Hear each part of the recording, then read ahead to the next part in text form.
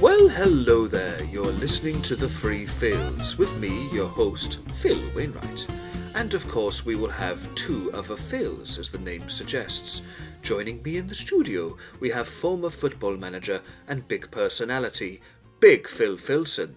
And last but not least of the Phils, voted Maverick Magazine's most likely to go rogue, it's talent agent extraordinaire, Phil the Money Morrison. So let's get right into it, because this is the first episode of The Free Phils, and because it's the first episode, we want to take the opportunity to get to know the Phils a lot better.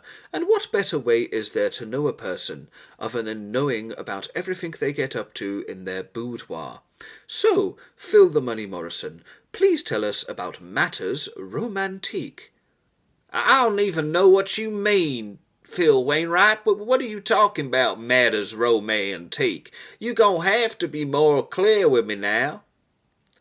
Please, Phil the Money Morrison, just tell us about your sex life, and I'd like you to do it quickly, please, so the show can get off to a good start. Settle down, Phil, I'm getting to it. As a talent agent extraordinaire, I can find it difficult to find the time for matters romantique, as you say. Now, once upon a time, I would say to anybody that would listen that I'd be happy to travel the world just so I could find a girl that I could call my own. But one day a client of mine explained to me, he said, Phil the Money Morrison, sex workers will let you call them whatever you so please, so long as you're paying a premium rate, say $200 an hour or something like that. Well, that sure did save me some flying miles, Phils. On another occasion, I'm ashamed to say that I did intertwine business with pleasure. I was representing a talent in the male pole dancing field, or the pole dancing field to be more accurate, by the name of Big Joe. Now, Big Joe was a male, and he was at the top of his profession. He sure could work that pole, by all means. However, you can only go so far in the pole dancing arena as a male. So I sat Joe down and I explained to him, I said, Joe, we want to take an entirely different creative direction. We want to change the act. We was thinking we could turn Big Joe into Big Jolene.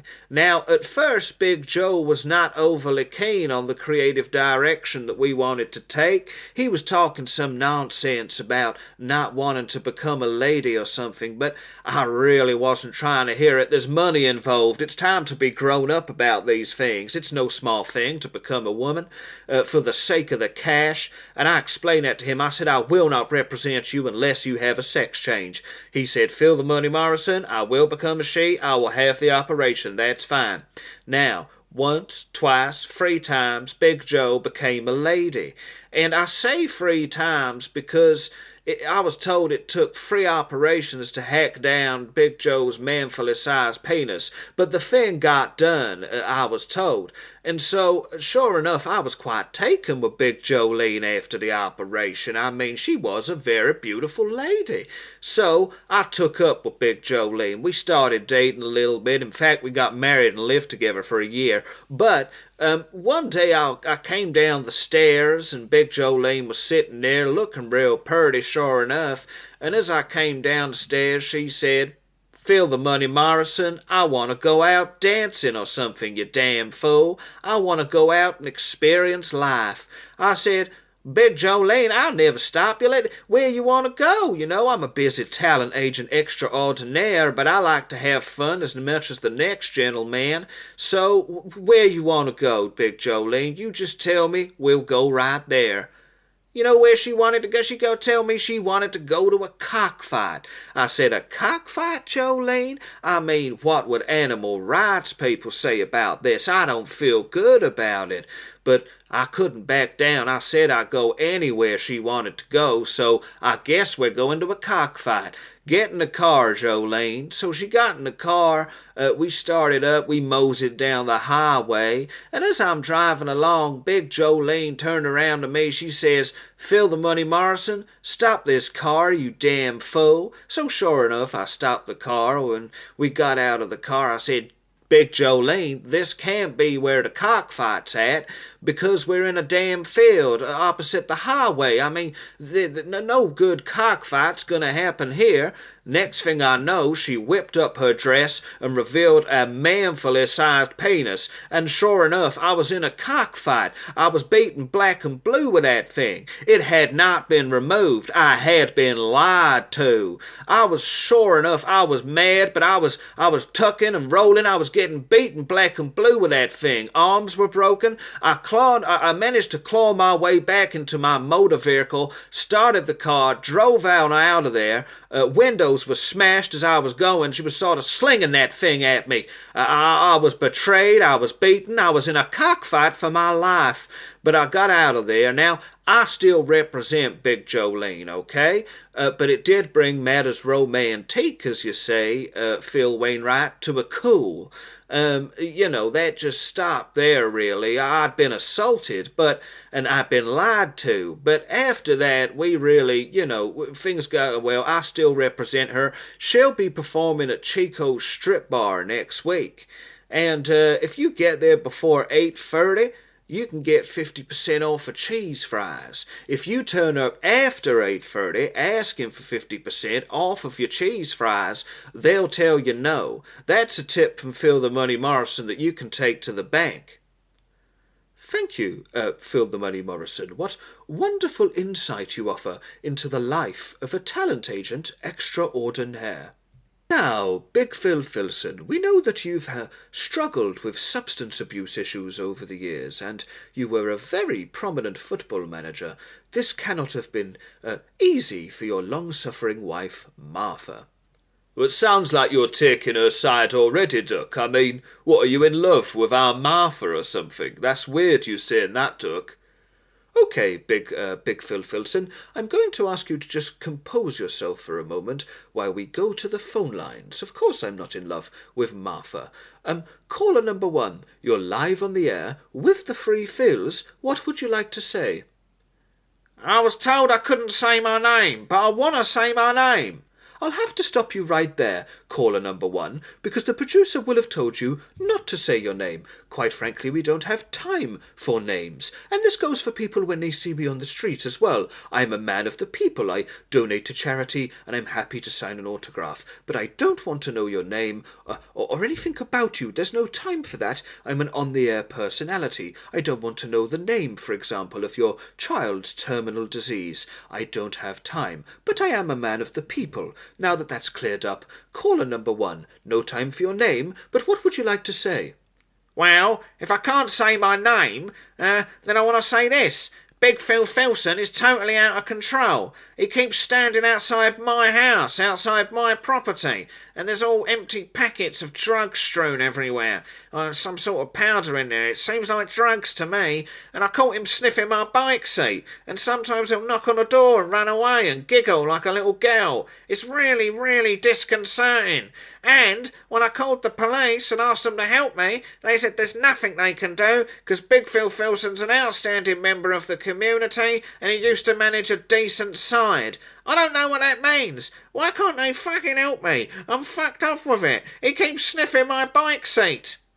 Right. I'm going to have to cut you off there, caller number 1, because whilst I understand that tensions are running high at the moment in your household, language is unacceptable from callers. We might let it slide sometimes from one of the Phils, but they're on-the-air personalities. Language from a caller cannot be tolerated. But nonetheless, Big Phil Filson, an accusation has been levied at you. Are you doing drugs and sniffing this man's bike seat? Inappropriately, it seems. Ah, Duck, that's ridiculous. I'm surprised producer even let him on carping on like that, Duck, like I'm gonna do, like I'm gonna be doing, drugs. I mean, I hardly do smack and crack anymore, so it don't have the ring of truth of it to me. If I happen to be standing outside caller number 1's house, it's just a coincidence, I go for a walk like everyone does, but it don't have the ring of truth of it to me, Duck, because, as I say, I hardly do smack and crack. He's talking about seat sniffing. I mean, how would he know, if I was sniffing his seat? If my face was close to his seat, perhaps I was resting on on it. How would he know? It doesn't make sense to me. It's crazy, slanderous allegations. Shall I just tell you what I think about matters romantique? Yes, please. Tell us what you think about matters romantique and your marriage with Martha. Yeah, that's right, Ducker. I've had 40 wonderful years of marriage with our Martha. And we always say that the key to any good relationship, really, is a great roast dinner. I'm talking roasted meats, potatoes and gravy. If you can't be passionate about gravy, Duck, as me and our Martha are, then I ask you, really, what can you be passionate about, Duck, having said that, even with 40 years of perpetual roast dinners, you can still run into problems in a relationship, like... our Martha started wearing provocative dress of all things, and it don't do nothing for me, lad, all that provocative dress, I come down it might do something for some lads, but not me, I come downstairs the other day, and she's got on some right provocative dress, very naughty, and some right provocative makeup to boot, and it don't do nothing for me, chaps, it might for some lads, as I've said, but not for Big Phil Filson. She can't go to the church fete dressed like that. She's got on a shirt that says, I don't mind Hitler, and she's painted on blackface. Now that is some provocative dress. It's outrageous, It caused a right stir at the fete, made me look silly, obviously, but I suppose she has to express herself. But I weren't happy, I'll be honest with you. And then again, I think I might be to blame in my own way, There are dynamics in a relationship, and Martha thinks that I should have consulted her about my recent surgery, and I'm not so sure it's really any of her business, about my penis reduction surgery. I had a reduction, I've gone down to a micro penis, a macro peenie if you like, and I like the macro peenie. It's more comfortable for me. I used to have that big thing flopping about, getting in way, getting into all sorts of situations it weren't supposed to, and I just decided to have myself a reduction, and I like the macro peenie. I have a wider range of briefs that I can choose from now that I've got a macro peenie, and so, I was quite happy with that, Duck, but our Martha reckons I should have said, and ever since she's gone mute, she don't say anything anymore. She's selectively mute, and she selects to be mute all of the time, so... that's hard going on me, I think, personally, Duck. I mean, dynamics change in a relationship is the point, When we started courting, we'd play little games to decide who's going to do the washing up, like, and probably have marital relations of an evening. But over time, matters romantic cool, like that Phil the Money Morrison lad was saying. And, when I come home from an hard day's graft now, I'm more likely just to barricade myself in the man cave. And, I have to barricade myself in there, because our Martha will be trying to go at me with a dull and rusty blade, trying to cut at me with it. And I appreciate her being, frugal and using a dull and rusty blade. Having said that, it can cause quite nasty sepsis, so perhaps she should be better off using one of the good knives if she is going to cause me lacerations. So I barricade myself in the man cave. Relationships change over time, Duck, is what I would say, really. Right. It sounds like you both live in a special sort of hell, really, Big Phil Filson. Let us go to the phone lines, so we can speak to some callers again. Caller number 2, you're live on the air with the Free Phils. What would you like to say? Hi there, Phil. It's great to speak with you live. I love that Phil the Money Morrison. He's a great guy, he really is. He completes the show, I feel. That Money Morrison's a great guy. It does sound to me, though, as if that Big Phil Filson may very well be sniffing that guy's bark seat. I mean, the story does have the ring of truth of it to me, although Big Phil Filson's saying it doesn't. I think someone should look into his seat-sniffing activity a little bit closer.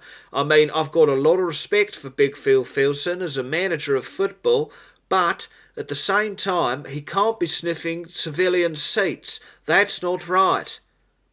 I see. Thank you, caller number 2. And what would you like to say about matters romantique? What do you think about love? Oh, I don't feel like discussing love. I've lost a lot of money betting on tennis. Right. Thank you, caller number 2, for your strong opinions. So, Big Phil Filson, it seems to be a theme on the show with people listening. Are you or are you not the bike seat sniffer? Ah, Duck, honestly, it's ridiculous people coming on here. I mean, I don't call their places of work and talk about them. It's silly, you know. I mean, seat sniffing. I mean, it's none of their business, but I don't think I've been seat sniffing, no. And like I said, if I'm outside his house, it's probably just a coincidence. It's probably just me making sure that he's okay. But, as I say, it's probably not even me. So I think, we put all that to bed, really, Duck, you know. I think we should talk about something else, and producers shouldn't let them keep going on about seat sniffing, really. It's ridiculous. Okay, thank you, Big Phil Filson. I think that does clear everything up for now, and I'm sure we won't have many more calls about that. So, let's head over to the headlines. Ripped from the headlines and put in front of me to read back to you, the listeners, is this. Delilah from Devon has been arrested after a reported incident where she cut off her lover's penis, baked his penis into an apple pie, and then fed the apple penis pie back to her lover as the life faded out of his eyes, leaving investigators with one question. Why, oh why, Delilah? You've been listening to The Free Phils with me, your host, Phil Wainwright. Please do listen again. Thank you. Goodbye.